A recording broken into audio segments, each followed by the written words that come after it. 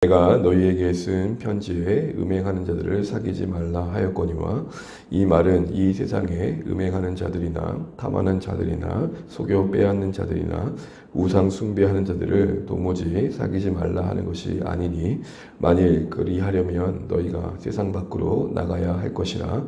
이제 내가 너희에게 쓴 것은 만일 어떤 형제라 일컫는 자가 음행하거나 탐욕을 부리거나 우상 숭배를 하거나 모욕하거나 술 취하거나 속여 빼앗거든 사귀지도 말고 그런 자와는 함께 먹지도 말라 함이라. 밖에 있는 사람들을 판단하는 것이냐 내게 무슨 상관이 있으리오마는 교회 안에 있는 사람들이야 너희가 판단하지 아니하랴. 밖에 있는 사람들은 하나님이 심판하시려니와 이 악한 사람은 너희 중에서 내쫓으라. 아멘. 네, 인사 나누시겠습니다. 함께 기도하며 감사합니다. 새해 복 많이 받으십시오. 고맙습니다. 네, 우리가 고린도 교회를 향한 바울의 메시지의 두 번째 큰 단락을 어제부터 시작했습니다. 1장 10절부터 4절까지는 고린도 교회 안에 있는 공동체의 분열에 대한 바울의 권면이었다면, 5장부터 6장까지의 내용은 공동체에 대한 그 거룩에 대한 권면을 하고 있습니다. 어제 살펴봤던 것처럼 고린도 교회의 문제점은 세상도 이렇게 용납하지 않는 어떤 악행과 음행이 교회 안에 버젓이 이루어지고 있음에도 불구하고 거기에 대해서 교회가 너무 안일하게 대처하고 있는 것에 대해서 안타까워하며 편지를 보냈던 것이죠. 그러면서 그들이 죄에 대해서 강강하게 되었던, 그렇게 가볍게 여겼던 여러 이유들이 있을 텐데, 현실적인 여러 이유도 있겠지만 성경 안에서 살펴봤던 것은 무엇보다 그들은 교만했던 겁니다. 그 교만의 중심에는 잘못된 복음에 대한 지식이 있었습니다. 그 내용인즉 자기들은 대단한 은사의 체험을 했고 또 남다른 어떤 부요함이 주어졌기 때문에 더 이상 잘할 필요도 없고 더 이상 자신들을 돌아볼 어떤 회개도 필요 없는 자들로 여기는 잘못된 자리에 섰던 것이죠. 오늘날도 잘못된 복음에 대한 지식은 그 사람의 신앙을 이탈시키는 것들을 보게 됩니다. 비정상적임에도 불구하고 스스로를 정상으로 여기는 잘못된 모습을 보게 되는 것이죠.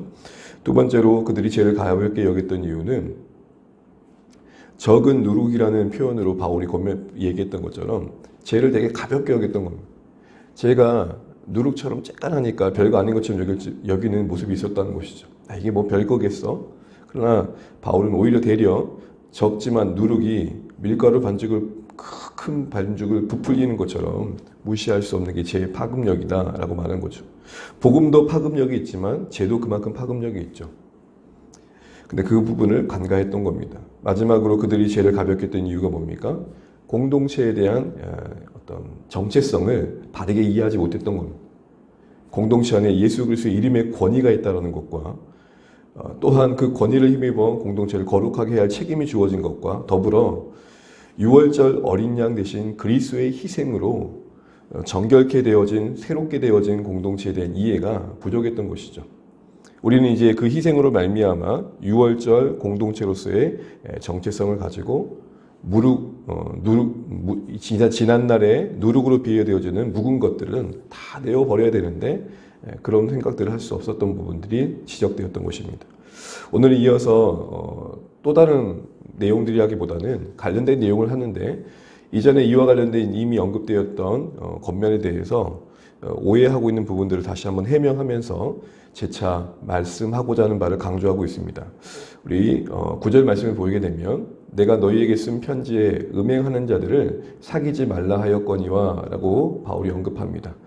내게 너희에게 쓴 편지를 하면, 지금 고린도전서를 쓰고 있음에도 불구하고 쓴 편지를 하면 시점상 고린도전서보다 먼저 쓴 편지가 있다는 것이죠. 물론 이 편지는 존재하지 않습니다. 만약 존재했다면 이 편지가 고린도전서가 됐었겠죠. 근데 어쨌든 먼저 보낸 그 편지의 내용 속에 음행에 대한 부분을 또 한번 다루었던 것 같습니다. 내용인즉 사귀지 말라라는 것입니다. 이 사귀지 말라는 말은 섞이지 말라는 말입니다. 동화되지 말라는 말입니다. 근데 이 말의 겉면에 바울의 의도는 교회 안에서의 이야기였습니다. 그런데 이 말을 듣고 어떤 무리들은 오해한 것이죠. 어쩌면 그 오해 속에서는 일부러 바울을 비방하기 위함도 있을 겁니다. 야, 바울을 봐라. 우리 이렇게 음행한 자를 사귀지 말라 하는데 그 말대로라면 세상 어디서 우리가 살겠냐. 저렇게 말도 안 되는 얘기를 한다라는 비방거리로 그의 메시지를 악용했던 부분도 있었을 것입니다. 왜냐하면 고린도 교회 안에 바울을 지지하지 않는 자들도 있었거든요. 그런 자들에 의해서 메시지가 왜곡된 부분도 분명히 있었을 겁니다. 여하튼 왜 오해했는지에 대한 이야기 나와 있지 않지만 분명 전하고자 하는 의도와 다른 모습으로 받아들인 부분은 분명합니다. 우리가 여기서 한 가지 생각해 볼 것들이 있는 것 같습니다.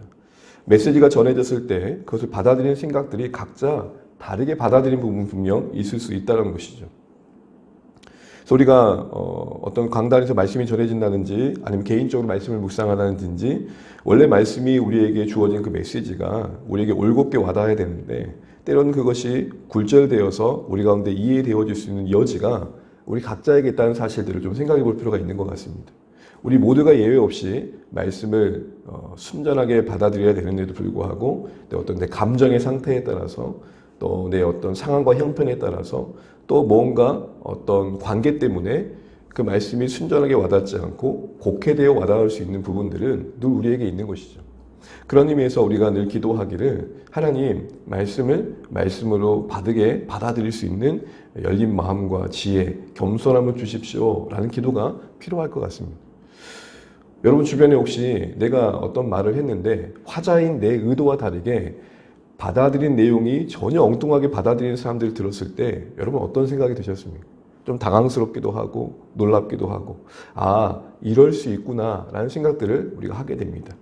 마찬가지로 하나님의 말씀을 전하고 듣는 자리에서 예외 없이 우리 모두가 그런 연약함이 있다는 사실들을 깨닫고 우리 스스로가 그런 일을 당했을 때 가졌던 마음을 좀 기억하면서 전하고자 하는 자의 마음에 더 귀를 기울일 수 있는 그 사람들 전하고자 하는 메시지의 본질을 집중할 수 있는 모습이 필요하겠다 생각들을 해봅니다.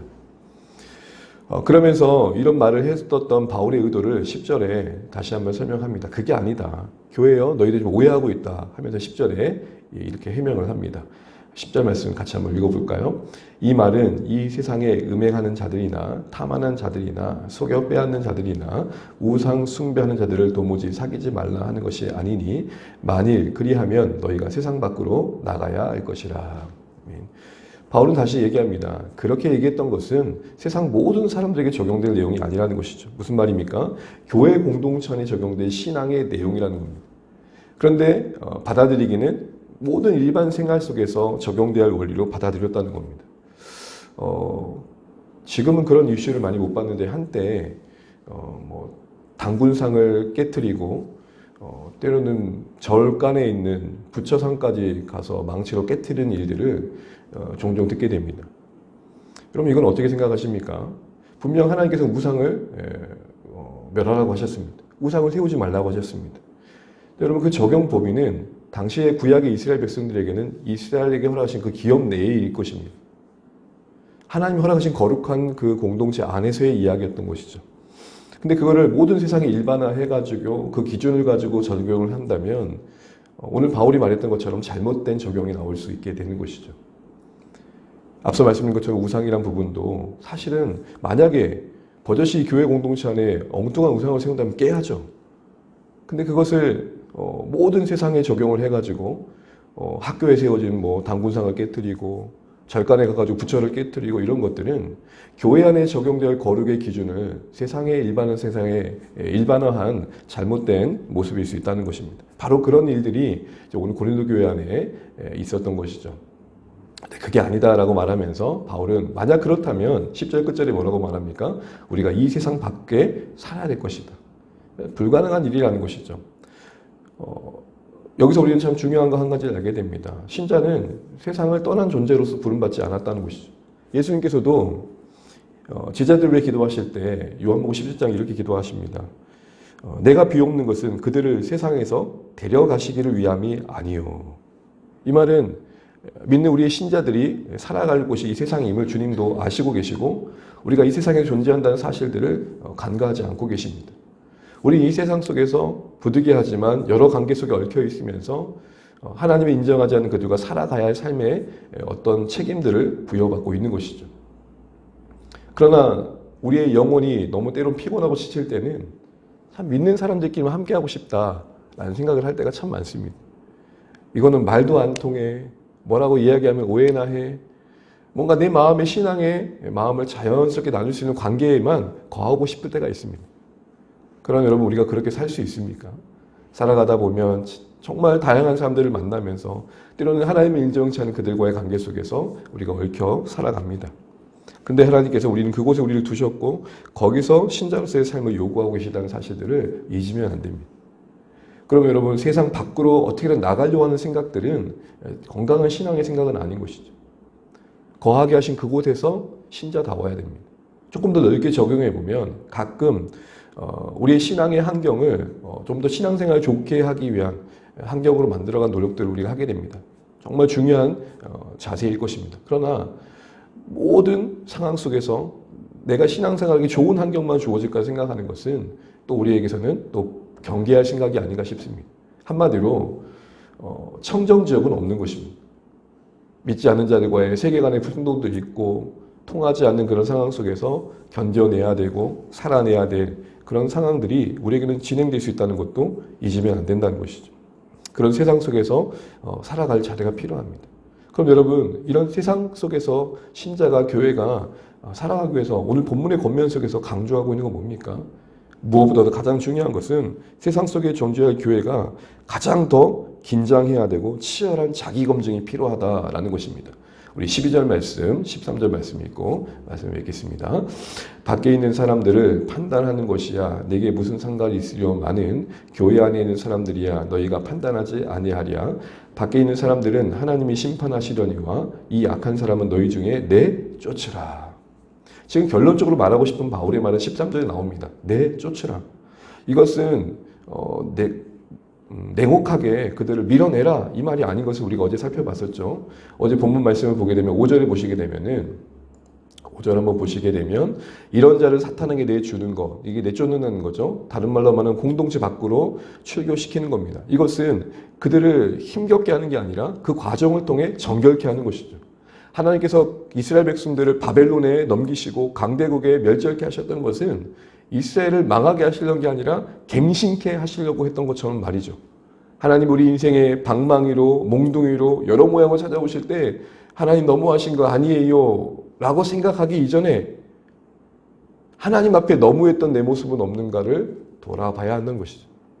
우리 인생의 무거움이 때로는 그 자체로는 괴로움이지만 우리를 온전케 해가시는 하나님의 방법이 된다는 것이죠. 안타깝지만 생이별과 같은 함께했던 공동체의 한 지체를 내보낸다는 게 괴롭지만 여기에 어설픈 온정주의가 개입되게 되면 공동체의 거룩이 무너지는 거죠. 가끔 이런 부분 때문에 교회가 어려움을 겪을 때가 있습니다. 정말 지도자와 교회 어떤 리더들은 정말 공동체의 거룩을 위해서 사랑의 마음 때문에 어쩔 수 없는 선택을 했음에도 불구하고 잘 알지 못하기 때문에 그럴 수 있지만 어떤 오해 속에서 좀 사랑이 없다라는 말로 공동체가 때로는 어떤 선택의 상황들이 공동체의 어떤 결정들이 오해가 되어져서 갈등의 요소가 되는 경우들을 종종 보여서 보게 됩니다. 바울은 지금 그 내쫓기는 사람을 무시하는 게 아닙니다. 한 영혼을 위해 목숨을 걸었던 바울 아닙니까? 한 사람 한 사람을 그 누구보다 소중히 여기던 사람 아닙니까? 그럼에도 불구하고 세상도 인정하지 않는 용납지 않는 범행을 용납하고는 교회의 모습은 아니라는 것이죠. 공동체의 거룩과 한 개인의 어떤 소중함은 함께 가야 됩니다. 그러나 결정적인 순간에는 공동체에 부여하신 거룩을 지킬 수 있는 모습이 필요합니다. 그게 각자에게 유익하기 때문에 그렇죠. 우리 공동체가 이런 일을 절대 겪으면 안 되겠지만 어떤 상황 속에서 섣부른 온정주의는 결국 우리 모두를 망하게 할 수 있다는 생각들을 꼭 해야 됩니다. 가슴 아프지만 우리가 자녀를 향해 매를 드는 것처럼 그 매를 드는 것이 자녀를 망치려는 마음으로 드는 게 아닌 것처럼 하나님은 공동체에 맡기신 그리스도 예수 이름의 권위를 가지고 교회가 순전해질 수 있도록 거짓된 것과 그릇된 것과 음행한 것과 부정한 것들이 교회 안에 우두커니 죄책감 없이 자리 잡지 않도록 하나님은 교회에게 거룩의 권위를 맡기셨으니 그 거룩의 권위를 따라 그 거룩을 엄격하게 다루어가는 것들은 필요한 것이죠. 그러므로 여기서 우리가 참 중요한 것은 바울이 세상 속에 존재하는 교회는 그 누구보다도 자기 점검이, 자기 검증이 그만큼 치열해야 된다는 것을 말하고 있는 것입니다. 그래서 여러분 12절에 이런 말을 합니다. 교회 안에 있는 사람들이야 너희가 판단하지 아니하랴. 이 말이 무슨 말입니까? 우리 각자가 자신을 판단하는 노력들을 치열하게 해가야 한다는 것입니다. 그렇지 않으면 교회처럼 모순된 공동체가 또 생길 수 있다. 교회처럼 모순될 수 있는 부분들이 잠재적으로 갖고 있는 공동체가 또 없다라는 것입니다. 무슨 말입니까? 하나님을 말합니다. 복음을 말합니다. 거룩을 말합니다. 그럼에도 그것과 너무나 격차 있는 선택들과 행동들을 교회 스스로 자행할 때가 있기 때문에 말하는 수준이 높기 때문에 그만큼 살도 철저해야 된다는 겁니다. 쉽게 말하면. 그런 의미에서 저는 정말 하나님 앞에 매일 눈물을 흘려야 되죠. 교회가 말하는 거룩의 수준이 하늘에 닿아있기 때문에 그것을 듣는 성도들이나 말하는 모든 지도자들은 더 철저해야 된다 이 얘기를 하는 겁니다.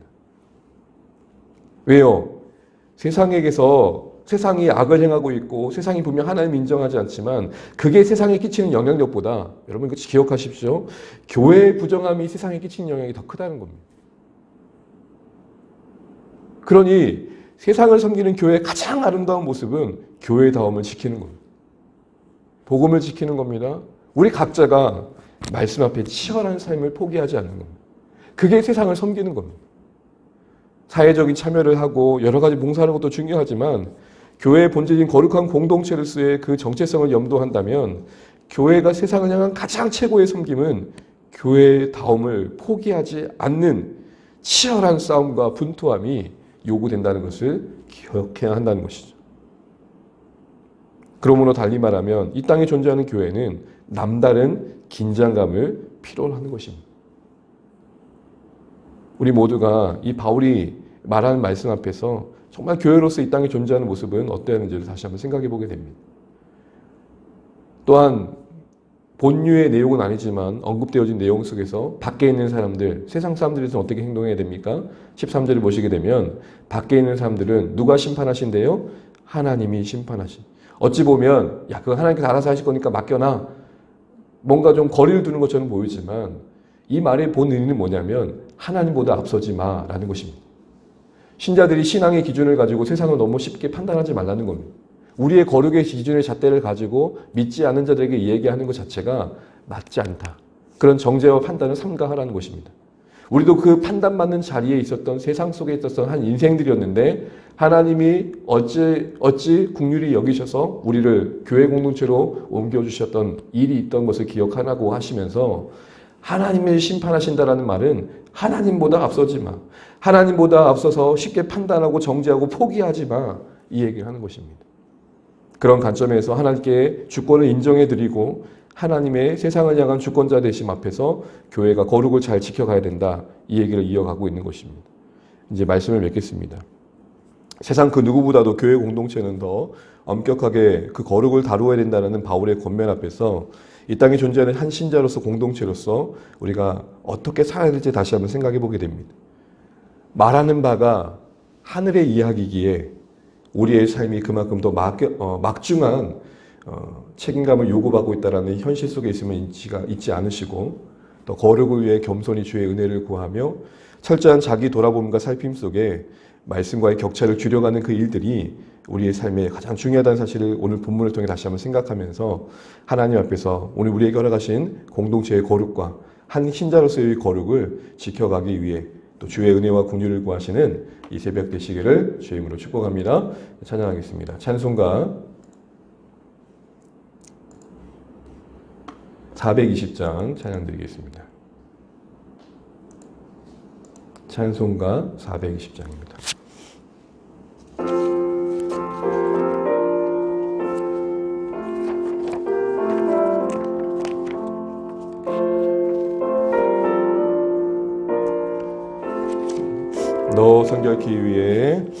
너 성결기 위에 늘 기도하며 너 주 안에 있어 늘 성경 보고 온 형제들 함께 늘 사귀며 살면서 일하기 전마다 너 기도하라. 너 성결기 위에 내 머리 숙여 처음 미리 계신 내 주께 빌라. 주 사귀어 살면 주 닮으리니 널 보는 이마다 주 생각하리.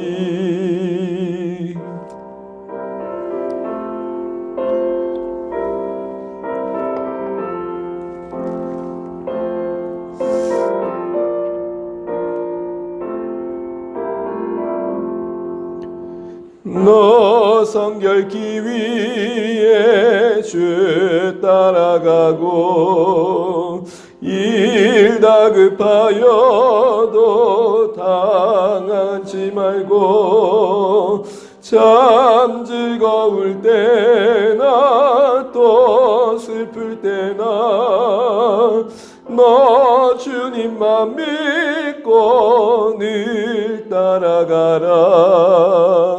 너 성결기 위해 늘 기도하며 내 소원을 주께 다 맡기어라. 너 성령을 받아 주 섬겨 살면 저 천국에 가서 더 잘 섬기리.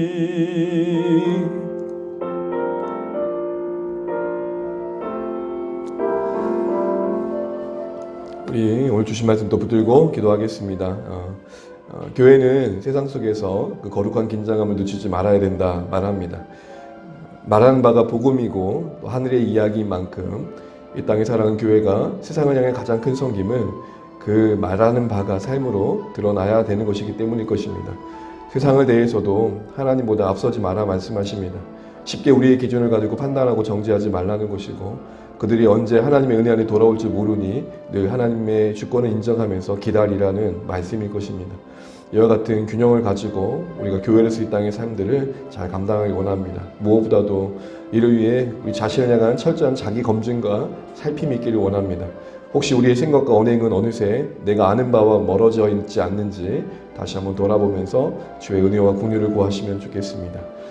또한 오늘 넣어주신 말씀 속에서 우리가 내 개인의 성결함을 위해서 정말 철저하게 다뤄야 할 부분들은 무엇인지 살피는 말씀 되셨으면 좋겠습니다. 주안의 공동체 위해 기도해 주실 때 그리고 자녀세대 위해 기도해 주시고 또 VIP를 위해 기도해 주시고 특별히 목장과 또 주일 예배와 또 주의 이름을 모이는 현장에 은혜가 있도록 기도해 주십시오. 오늘 또 일일 수양회가 있는데 우리 아이들이 참 많이 기대하는 것 같아요. 안전하게 은혜롭게 또 감사함이 있게 마치면 좋겠고 말씀이 나누어지고 또 우리 아이들에게 틈틈이 또 함께하는 그런 모든 시간들 속에서 또 유익이 될 수 있도록 기도해 주시면 좋겠고 무엇보다도 안전한 하루 될 수 있도록 기도해 주십시오.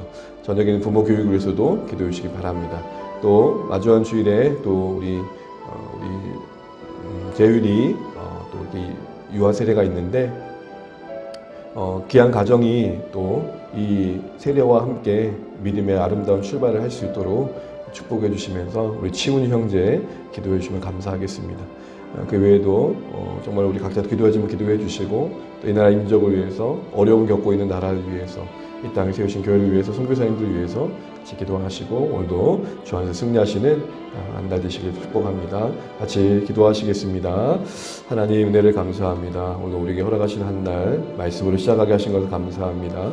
하나님 오해와 또 그런 상황의 변명을 통해서 또 본질을 다시 한번 다루는 바울의 이야기를 들으면서 우리가 다시 한번 겸손해야 될 것들을 생각해 보게 됩니다. 우리가 말씀을 전하는 가운데 또 듣는 가운데 전환자의 마음에 또 하나님 아버지의 의도와 상관없이 오해하는 것처럼 우리가 말씀을 제대로 이해하지 못할 때가 있는데 그럴 수 있는 여지가 우리 모두에게 있는 것을 인정하고 겸손하게 하나님 말씀 앞에 낮아진 마음 갖게 하시고 은혜를 구하기 원합니다.